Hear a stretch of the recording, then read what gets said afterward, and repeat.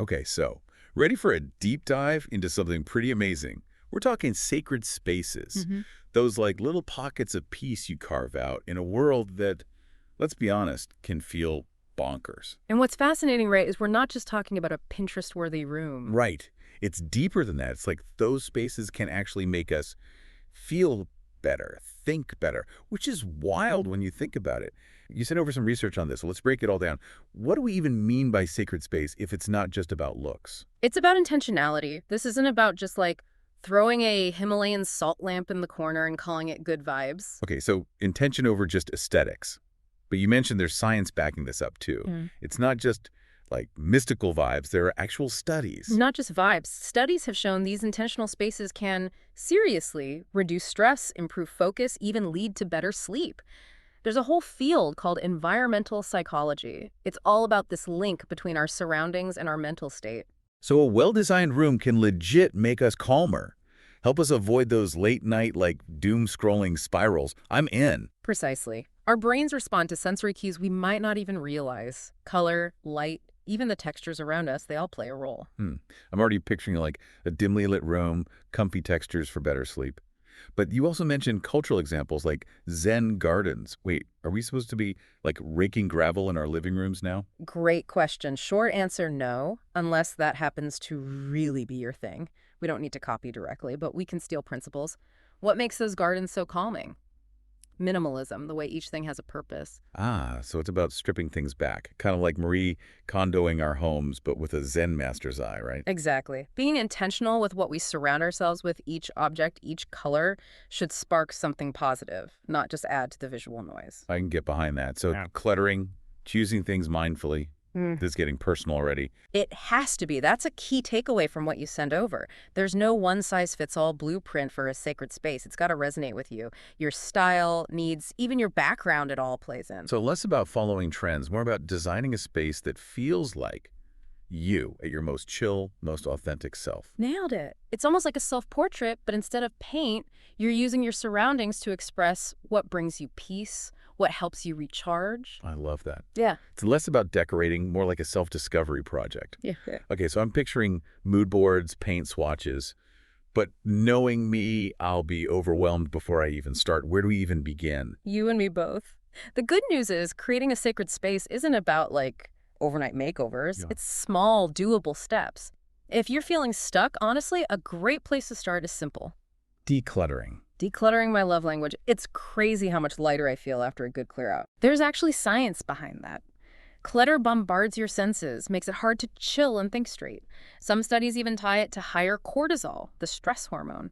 So yeah, that clear space, clear mind saying is onto something. Whoa, it's like literally clearing out mental cobwebs along with the physical ones. Okay, decluttering. Step one. After we've tackled all our stuff, then what? Let's talk light. Specifically natural light. It does wonders for your mood, your energy. Think about it. You always feel better on a sunny day, right? Ugh, don't even get me started on those gray sky days.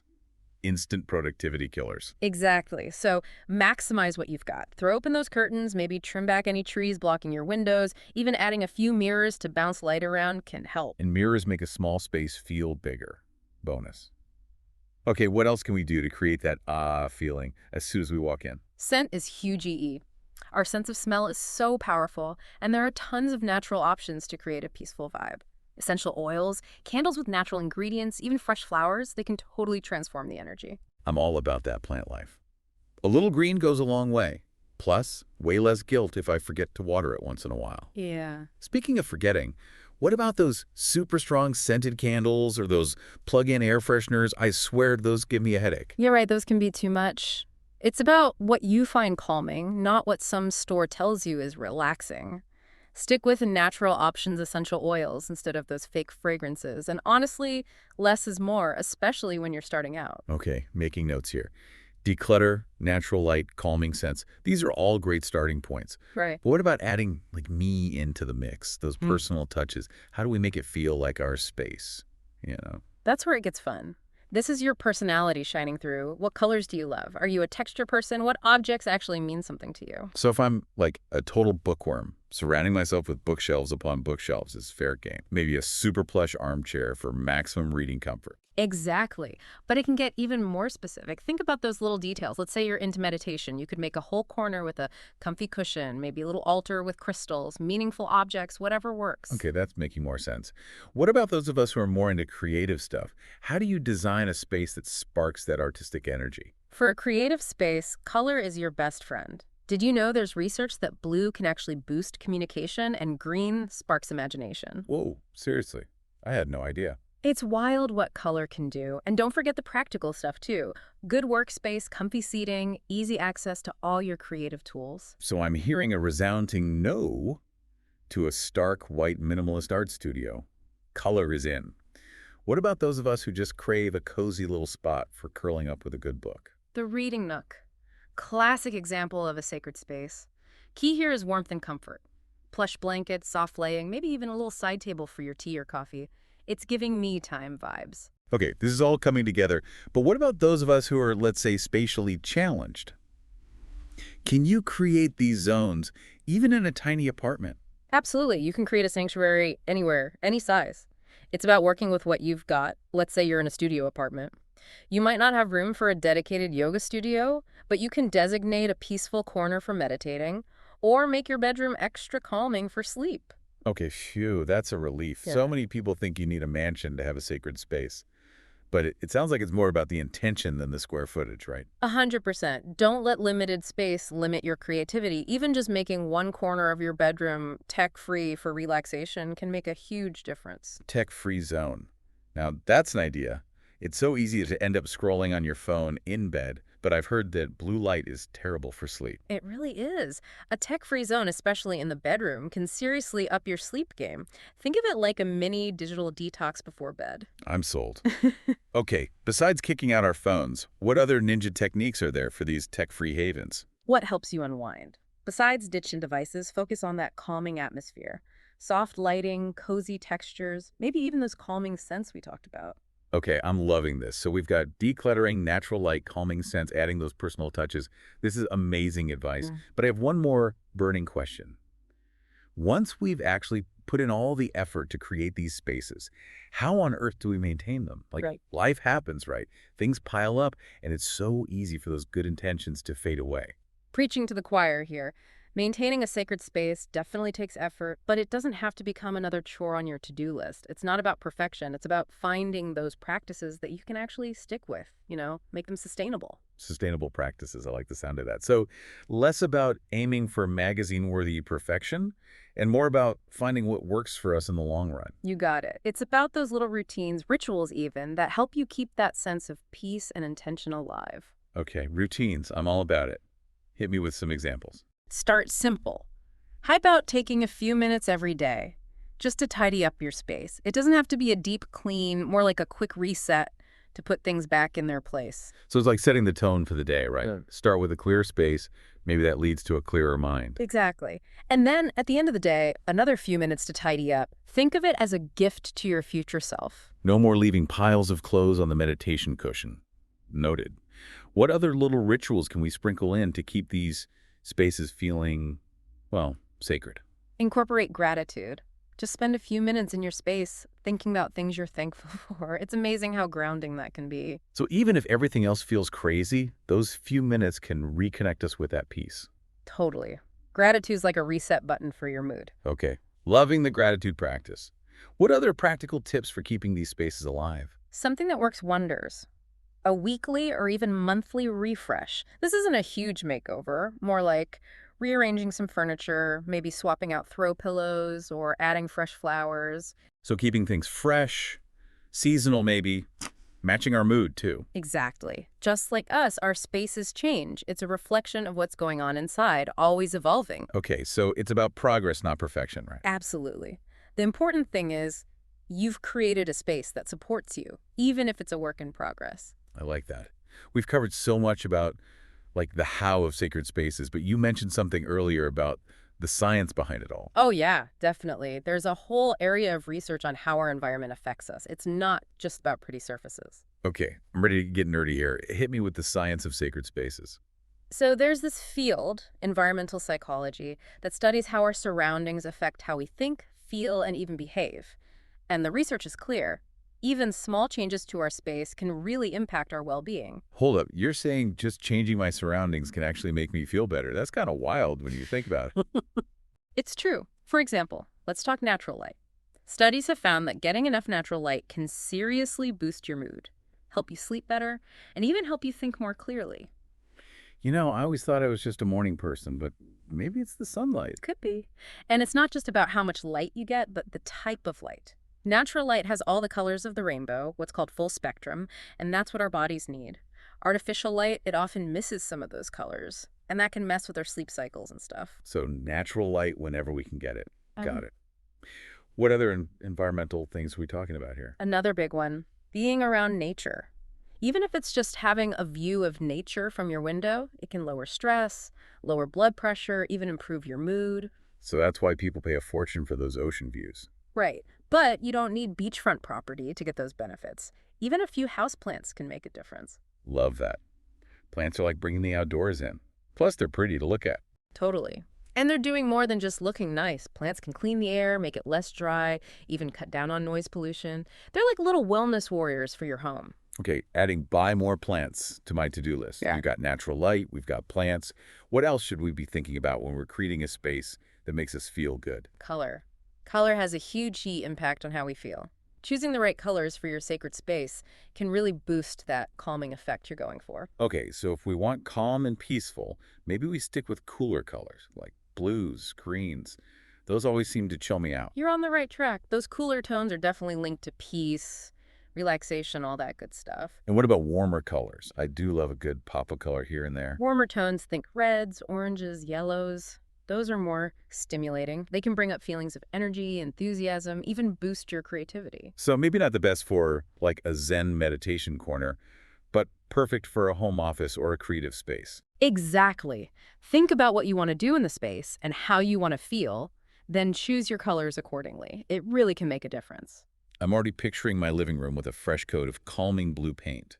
So far, we've covered light, nature, color.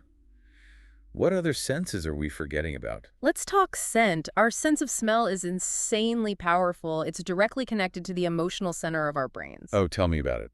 Certain scents can seriously take me back, like to a specific memory. Exactly. That's why aromatherapy can be so powerful for relaxation, managing stress, even helping with pain. Okay, so how do we bring that scent power into our spaces in a way that actually makes us feel good? First, choose scents you actually like, scents you find calming. Some popular ones are lavender, chamomile, sandalwood, vanilla, but honestly, it's all about what works for you. So no pressure to love patchouli just because it's like associated with meditation or something. Zero pressure. Your sacred space, your rules. When it comes to actually getting those scents into the air, you've got options. Essential oil diffusers, candles made with those natural essential oils, even just fresh flowers or herbs. Okay, good to know. What about those plug-in air fresheners? Are those okay? I'd say avoid those if you can. They often have those synthetic fragrances that can irritate some people. Sticking with natural stuff is always the best way to go. Natural it is. So we've got light, nature, color, scent. Anything else we're missing? Believe it or not, there's one more sense we haven't talked about. Touch. Touch. Wait, you mean like how things feel? Exactly. Our sense of touch is super important, and the textures around us can really change our mood. Okay, now I'm really curious. Tell me everything. How does texture play into creating a sacred space? Think about those soft, plush textures. Velvet, faux fur, those chunky knit blankets that make you feel cozy, warm, secure, right? Don't mind if I do. Just daydreaming about curling up with a good book now. Right. And those feelings, that comfort, that security, it can be really grounding, especially in a space that's meant for relaxing.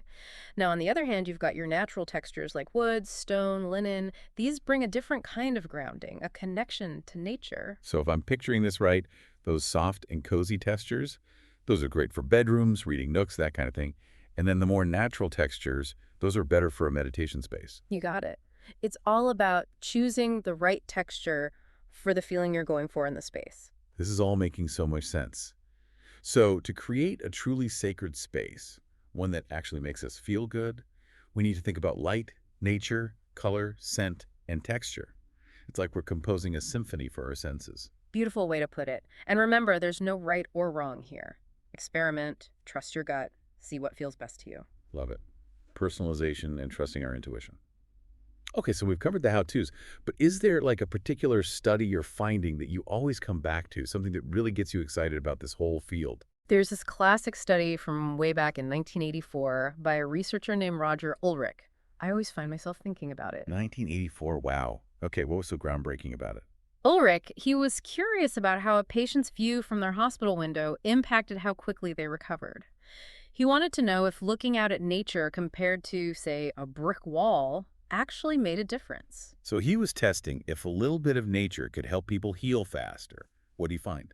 Get this, the patients who could see nature. They recovered quicker, needed less pain meds, and even had a more positive outlook on their whole recovery. It was amazing. Wow, so just looking at nature can impact our health. I'm never taking a window for granted again. Right. It shows how important our environment is. And yeah, this was in a hospital, but it applies to all of us. Bringing nature into our homes, our workspaces, even in small ways, can make a world of difference. Absolutely. Whether it's a plant on the desk, a nature painting of the flowers, we can all use a little more nature in our lives. Okay, so we've got the natural elements covered. What about the actual design, the way we lay out our spaces? Does that affect us too? Absolutely. There's a whole field called neuroarchitecture. It studies how the places we're in affect our brains and bodies. Neuroarchitecture. Sounds so futuristic. What are they finding? They're learning that certain design elements can actually lower stress, help us focus, even spark our creativity. Okay, I'm all ears. What kind of design elements are we talking about? For one, ceiling height. Turns out, people feel more free, more creative in spaces with higher ceilings. So that cramped feeling in a tiny room with low ceilings, that's a real thing. Oh yeah, it's real. High ceilings make a space feel bigger, which can be really relaxing and inspiring. That makes so much sense. What else are these neuroarchitects geeking out about? This might sound weird, but curves. Our brains are actually wired to prefer curves over sharp angles. Studies have found we think curvy environments are more beautiful, more relaxing, the whole package. Okay, that explains my obsession with round mirrors and arched doorways. There you go. Curved furniture, curvy architectural details, they create this sense of flow and movement that can be super calming. So if we want a peaceful, zen-like vibe, maybe ditch the sharp-edged furniture and go for softer, rounder shapes? Exactly. And it's not just about how it looks. Some researchers think this whole preference for curves goes way back to an evolutionary need to feel safe. No, that's interesting. I've never thought about it like that. Think about it in nature. Sharp angles, they often mean danger, right? Mm. Jagged rocks, thorns, that kind of thing. Curves, on the other hand, those are found in natural landscapes, things our brains see as safe. It's like our primal brain is always on high alert, even when we're just chilling at home. Hmm. Makes you look at furniture in a whole new way. It does, right? When we're surrounded by curves, our brains can relax a little, knowing there are no immediate threats. Okay, so ceiling height, curves. What other neuroarchitecture secrets can you share? Here's a big one. Using natural materials. We talked about bringing nature in before, but this is more than just adding a plant or two. Okay, I'm intrigued. You're saying there's more to it than just how it looks. Mm. Using natural materials actually makes us feel better too. That's what the research suggests. Studies show that we respond way better to natural stuff, wood, stone, compared to synthetic materials like plastic or metal. Why do you think that is? Is it just because they look nicer? It's more than that. Natural materials are more interesting to touch. They just feel different, more engaging. You know what? You're totally right. There's something about touching a piece of wood or a smooth stone. It just feels grounding in a way that plastic doesn't. Exactly. That feeling, that tactile stimulation, it can be really calming and grounding. It's like we're literally connecting with the earth. Yeah, And we already know how good being in nature is for us. precisely. Plus, there's the visual appeal.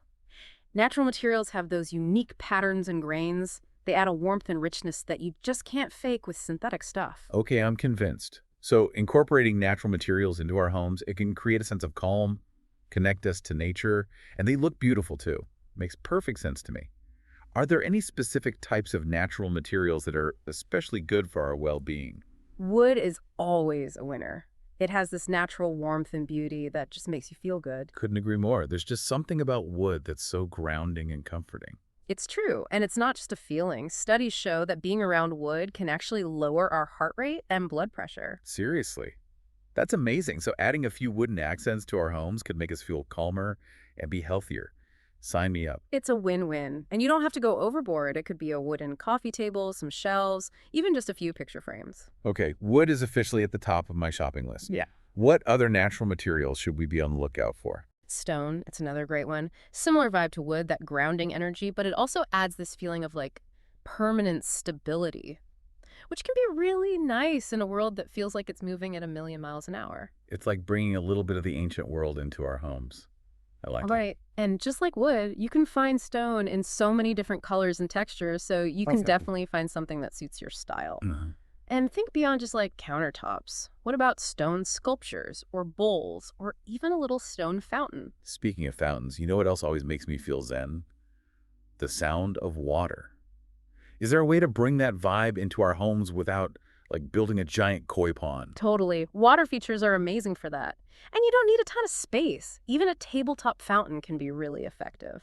Okay, I'm already picturing a little zen fountain on my desk, complete with a tiny Buddha statue. Are there any other ways to bring in that watery soundscape?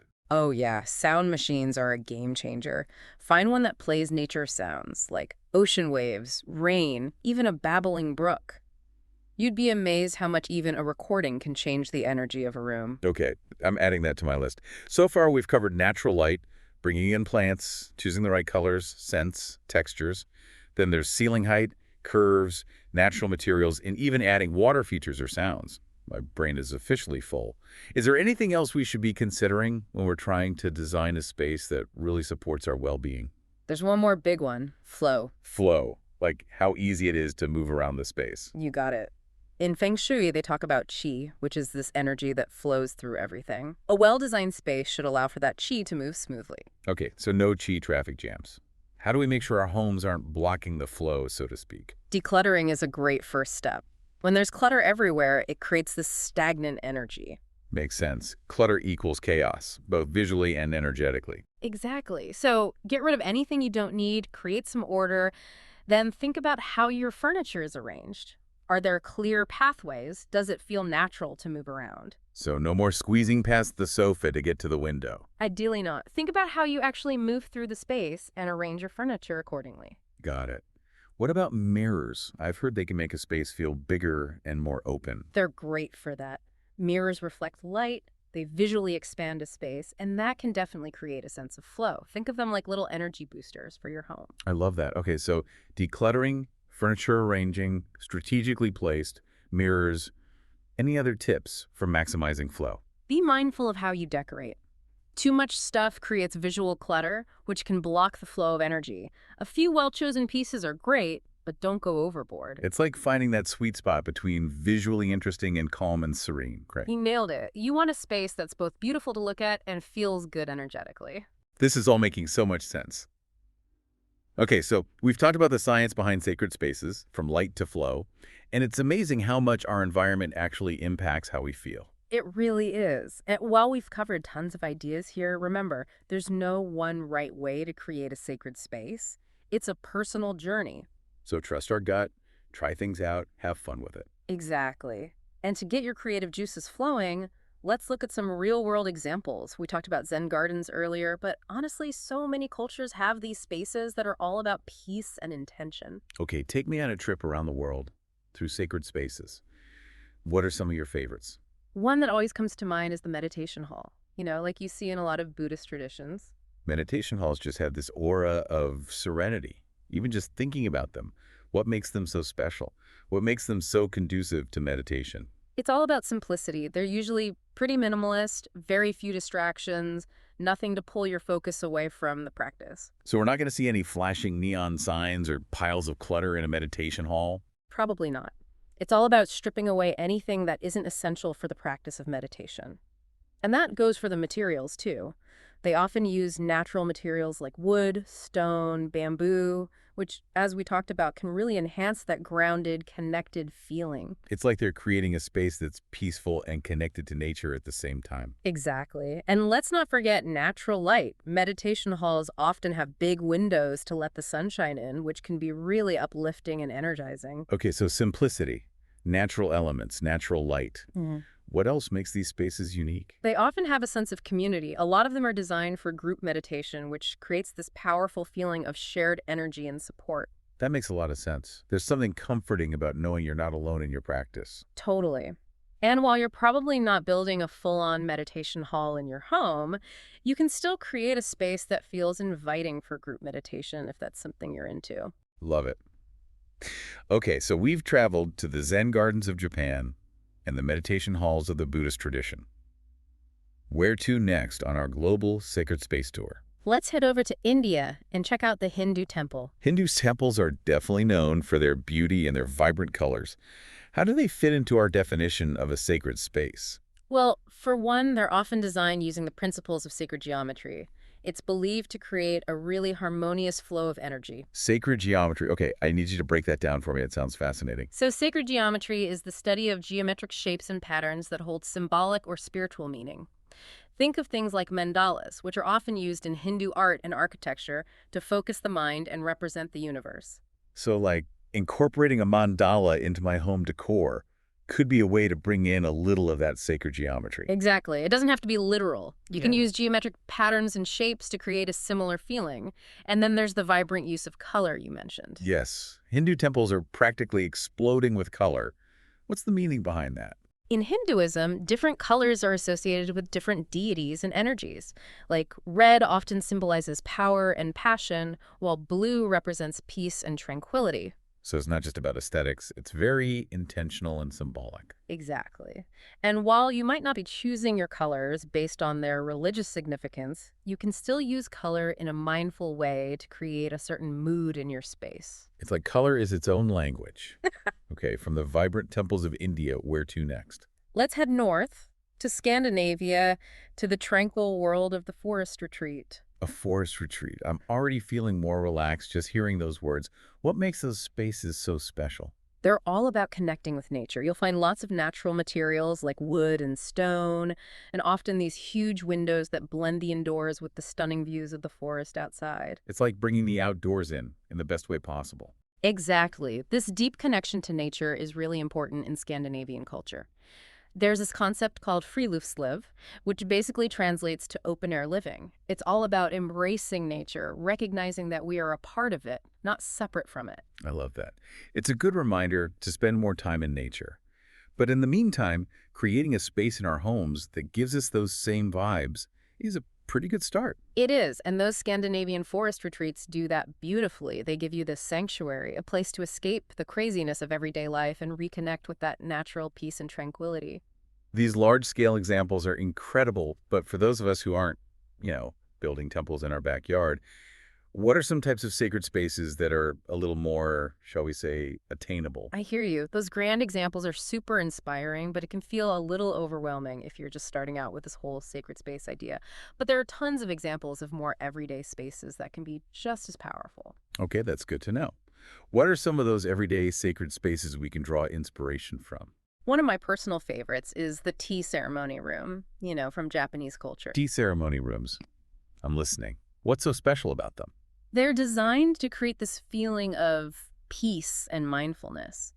They're usually very simple, minimalist, with tatami mats on the floor and just a few carefully chosen items. So it's all about paring things back, creating a sense of purity and focus. Exactly. And the tea ceremony itself is very ritualistic. It's about being present in the moment. It's a great example of how even a simple act, when you do it with intention, can become something really meaningful. Okay, I love that. So even if we're not having a formal tea ceremony, we Yeah. can create a space in our homes that has that same peaceful, present vibe. Exactly. Set up a little tea corner with your kettle, your favorite tea, some beautiful teacups. Make it your own little sanctuary for those mindful tea breaks. Adding design a tea corner to my to-do list as we speak.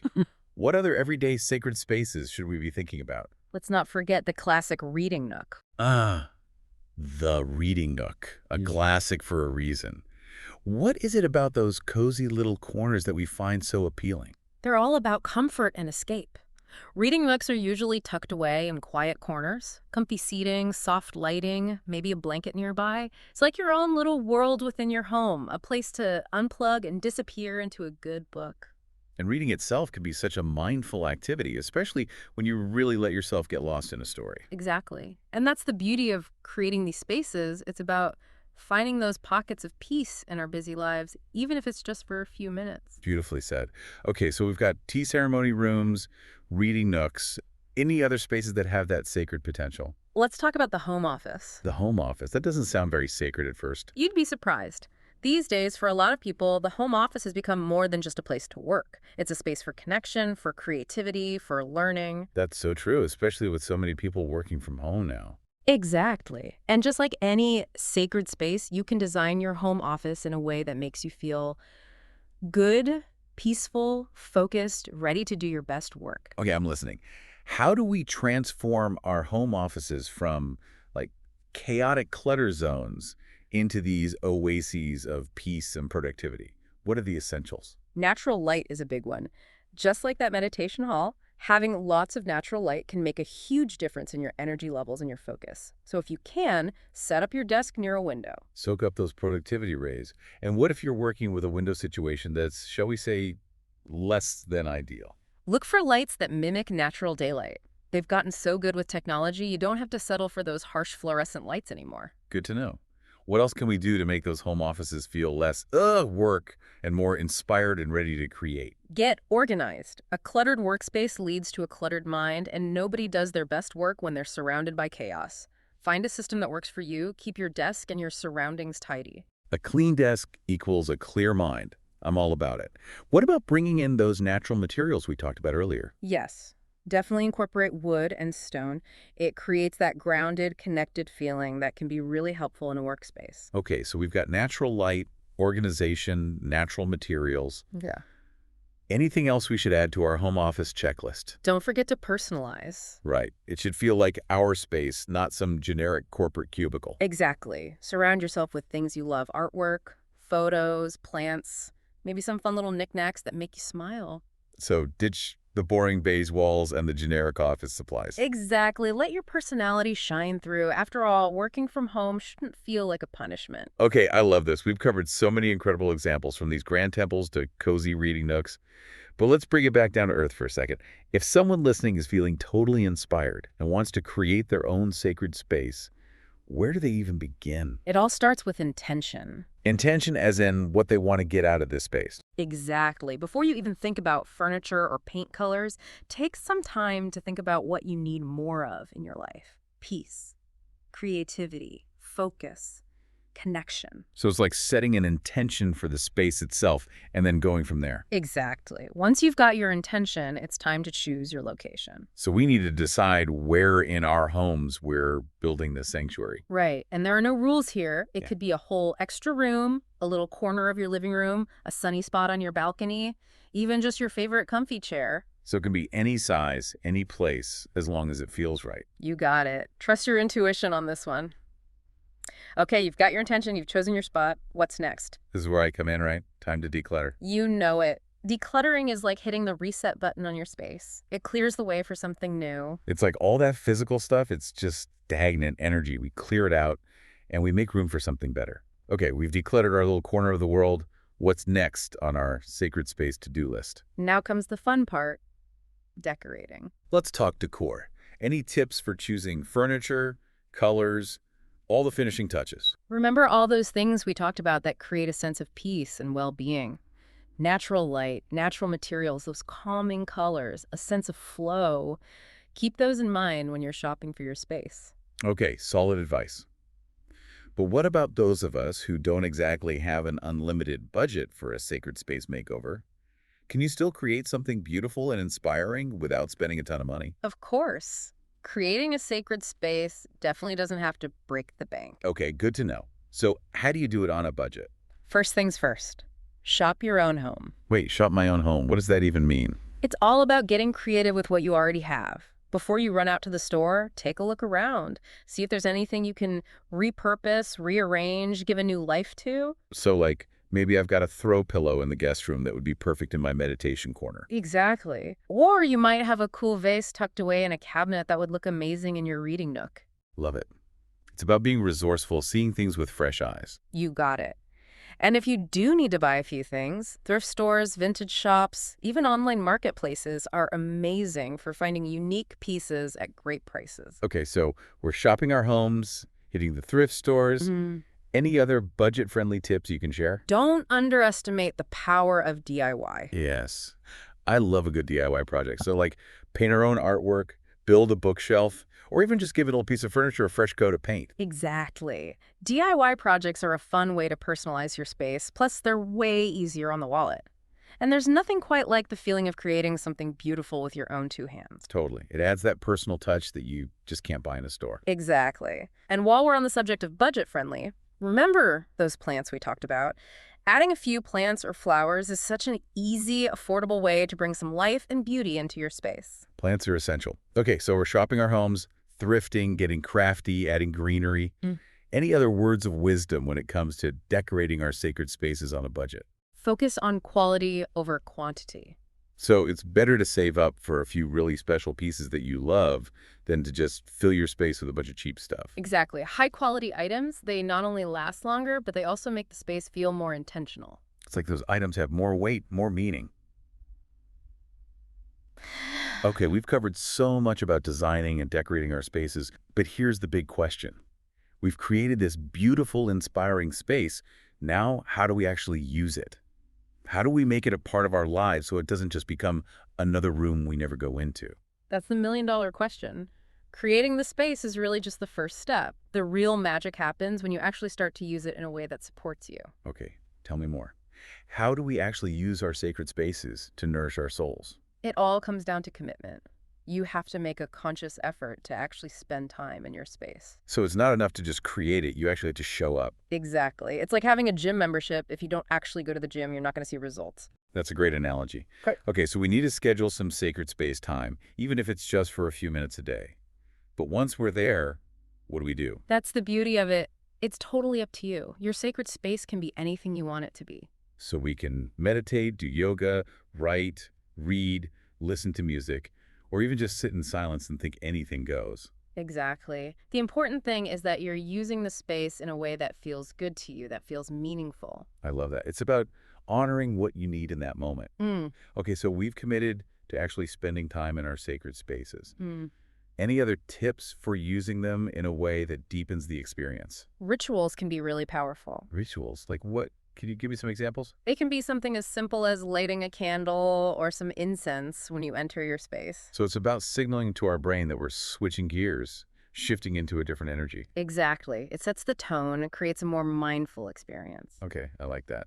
What other rituals can we try? Setting an intention before you start your practice can be really powerful. Take a moment to think, what do I want to cultivate during this time? What do I need to let go of? What do I want to invite into my life? So we're giving our practice a clear focus, a direction. Exactly. It helps to focus your energy and really be intentional with your time. Love it. Okay, adding set an intention to my growing list of sacred space rituals. What else? Don't underestimate the power of gratitude. Gratitude, just taking some time to appreciate all the good stuff, right? Yeah, you got it. Gratitude is such a powerful emotion. It can totally shift your perspective and make you feel more at peace. So maybe we spend a few minutes in our space thinking about all the things we're grateful for. Exactly. You can write them down in a journal or just sit quietly and let those feelings of gratitude wash over you. Such a simple but powerful practice. I love it. It really is. And don't forget about sound. Oh, right. Yeah. Music. I always feel more relaxed when I have some music on in the background. It's amazing how much sound can change the vibe of a space. For meditation, try some nature sounds, ambient music, whatever helps you relax. What about for those times when we're using our sacred space for something more active, like yoga or being creative? If you need a little motivation or inspiration, put on something upbeat. The key is to find what works for you, what supports whatever you're doing in that moment. So if 90s pop gets the creative juices flowing, crank it up. No judgment in the sacred spaces. Exactly. No judgment here. And if you're meditating, binaural beats and Tibetan singing bowls are pretty popular choices. But at the end of the day, the best music is whatever makes you feel good. Okay, so we've talked about using light, scent, and sound to enhance our sacred space rituals. What about touch? Does that come into play at all? Absolutely. Touch is such an important sense, and bringing in those tactile elements can really add another layer to your rituals. Okay, I'm curious. Tell me more about incorporating our sense of touch. Essential oils are a great example. We talked about using them for their scent, but you can also use them topically. Oh, right. Like putting a little lavender oil on your wrists or temples before meditating? Exactly. Or you could try a little peppermint oil in a diffuser to feel more alert and focused. I like that. It's like we're engaging all of our senses to make the experience even more powerful. Exactly. Another way to bring in touch is with crystals. Crystals, they're everywhere these days. hmm But do they actually, like, do anything? There's no scientific evidence to support any claims about healing or anything like that, but a lot of people find them really grounding and comforting to hold. So you could hold a crystal during meditation or maybe even keep one on your desk while you work. Exactly. You can choose them based on their color or what they're supposed to represent. Like amethyst is often associated with peace and intuition, while rose quartz is linked to love and compassion. It's like we're inviting these little helpers to support us in our practice. I love Right. that. Okay, any other tactile rituals we can try? Don't underestimate the power of movement. Movement, you mean like stretching or yoga? Exactly. Even a few minutes of gentle stretching can do wonders for releasing tension and bringing you into the present moment. So maybe we start our sacred space practice with a few stretches or yoga poses. Totally. Or just try walking around your space really mindfully. Pay attention to how your feet feel on the ground, that kind of thing. It's all about getting out of our heads and back into our bodies. Precisely. This is all such good stuff. We've covered so much today, from the science of sacred spaces to real-life examples from all over the world. We've even talked about how to design our own spaces, how to decorate, how to use them to enhance our well-being. Before we wrap things up, any final words of wisdom for our listeners? Remember, creating a sacred space is a journey. It's not about getting it perfect the first time. It's about being willing to experiment, try new things, and adjust as your needs change. So don't be afraid to play around with it, see what works. Exactly. It should be a reflection of you, and just like you, it's constantly evolving. Love it. Any other parting words of wisdom? Don't be afraid to ask for help. Like from friends, family, or maybe even a professional designer. Exactly. Creating a sacred space can feel a little overwhelming, especially when you're first starting out. But there are so many resources out there. Talk to people you trust, connect with online communities, or even work with a pro if you need some guidance. That is such good advice. It's easy to get caught up in trying to do everything ourselves, but sometimes we need a little help. Okay, so remember, it's a journey, not a destination. Experiment, evolve, and don't be afraid to ask for help. Any final words of wisdom before we wrap things up? Yes, one last thing. Have fun. Creating a sacred space should be a joyful, inspiring process. So tap into your creativity, trust your intuition, and most importantly, enjoy it. What a perfect note to end on. I don't know about you, but I'm feeling so inspired to rethink my own space after all this. It's way more than just like fluff and pillows, right? Way more. It's about making your home a reflection of you, of how you want to feel. It's like we're designing for well-being, the whole package. Mental, emotional, even spiritual. Exactly. And the best part is there's no right way to do it. If it feels good to you, it's working. It's about trusting your gut, playing around with different things, having fun with it. 100%. Let your creativity run wild, what really lights you up inside. Bring in things that evoke that. You've given us so much to think about today. I'm ready to look at my own place with fresh eyes and add a little more purpose to it all. And remember, it doesn't have to be a massive project. Even small changes can make a big difference. Oh, for sure. Just adding a few plants, moving some furniture around, even setting up a little corner for something you love, it can totally shift the energy. The important thing is that you're creating a space that feels authentically you. A space that brings you joy, peace, a sense of belonging. A little sanctuary in a world that often feels like the opposite. I love that. All this talk about sacred spaces reminded me of that Winston Churchill quote, "We shape our buildings. Thereafter, they shape us." Ooh, good one. It's so true. Our environment has a bigger impact than we realize. Right. If we're intentional about the spaces we create, it affects everything. For sure. Our homes can be so much more than just places to crash at the end of the day. They can be sources of peace, inspiration, places where we can recharge. Beautifully said. We have the power to create the kind of spaces that help us thrive. Absolutely. You've got this. Your sacred space is waiting for you. On that note, we've reached the end of our deep dive into the world of sacred spaces.